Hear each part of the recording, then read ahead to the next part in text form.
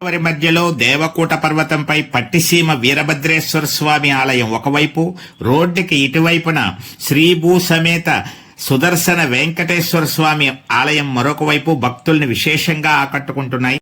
ఏలూరు జిల్లా పోలవరం మండలం పాత పట్టిసీమ గ్రామంలో 9 శనివారాల వెంకటేశ్వర స్వామిగా ప్రఖ్యాతిగాంచిన ఆలయం దగ్గర మనం ఉన్నాం. ఇప్పుడు పరసా టీవీ ద్వారా ఈ ఆలయ విశేషాలన్నీ మీకు అందిస్తున్నాం.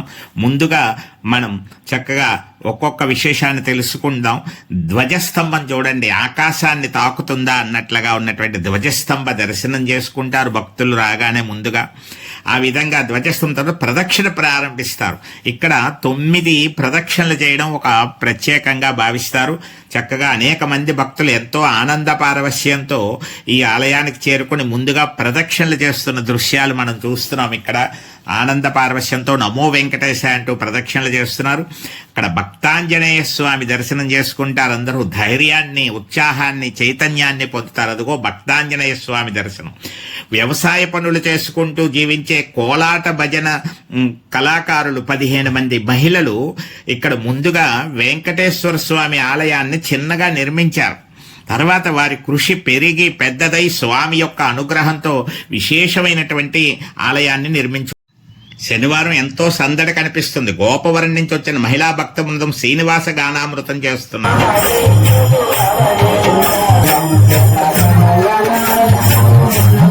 అదిగో శ్రీ భూ సమేత సుదర్శన కళ్యాణ వెంకటేశ్వర స్వామి వారి యొక్క దివ్యమంగళ స్వరూపాన్ని అందరూ వీక్షించండి.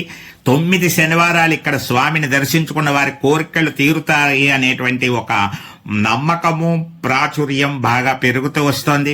2021లో నిర్మించబడినటువంటి ఈ ఆలయాన్ని దర్శించే వారి సంఖ్య రోజు రోజుకి పెరుగుతోంది. ఈ ఆలయానికి చాలా విశేషమైనటువంటి చరిత్ర ఉంది. అదిగో మంగళ నీరాజనాన్ని అందుకోండి. మీరు కూడా ఆ స్వామిని దర్శించిన ఆనందాన్ని పొందుతూ స్వామివారికి ఇస్తున్నటువంటి హారతిని చూస్తూ ఆ హారతిని స్వీకరించండి. గోవిందా గోవిందా అంటూ వచ్చినటువంటి భక్తులందరికీ కూడా తీర్థ ప్రసాదాలు అందిస్తున్నటువంటి దృశ్యాన్ని మనం ఇప్పుడు చూస్తున్నాం. అనేక మంది భక్తులు అనేక గ్రామాల నుంచి, అనేక ప్రాంతాల నుంచి వస్తున్నారు. అదిగో పరకామణి హుండీ, కానుకలో హుండీని చిన్నపిల్లల చేత కూడా వేస్తున్నారు. మొక్కులు తీర్చుకుంటూ ఉంటారు.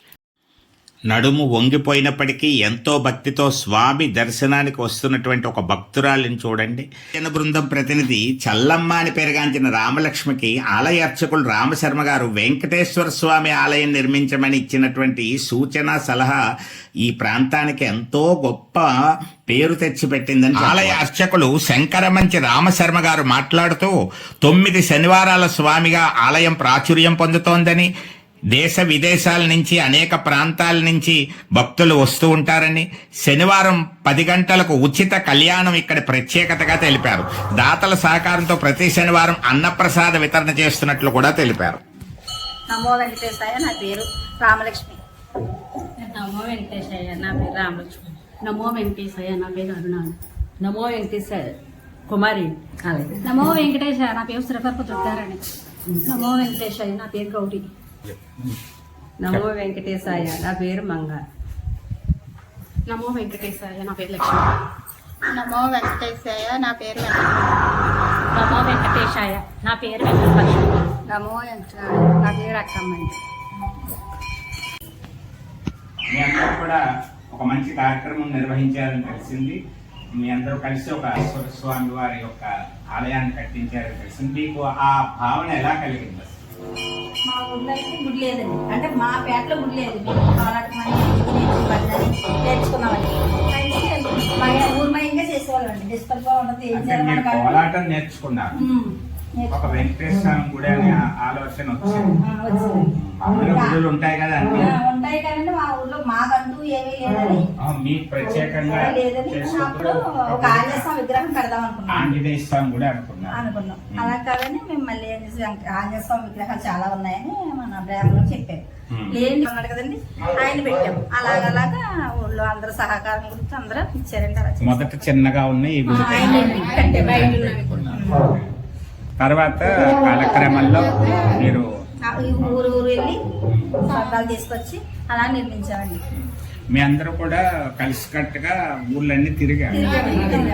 మరి మీకు సహకారంగా మీ ఇంట్లో వాళ్ళ భర్త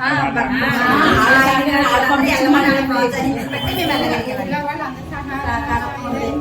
ఊళ్ళో వాళ్ళు కూడా చాలా బాగా చేశారండి మాకు. మరి ఆ గుడి నిర్మాణం అయిన తర్వాత మీకు ప్రతిష్టాపనకి ఎలాంటి భావన కలిగింది? చాలా సంతోషం అండి, ఆనందం, అంత ఇంత ఆనందం కాదు, ఇప్పుడు ఇంకా ఆనందంగా ఉంది. కష్టం అంతా కూడా పోయింది. శుక్రవారం శనివారం 2 రోజులు కూడా సేవ చేస్తాం.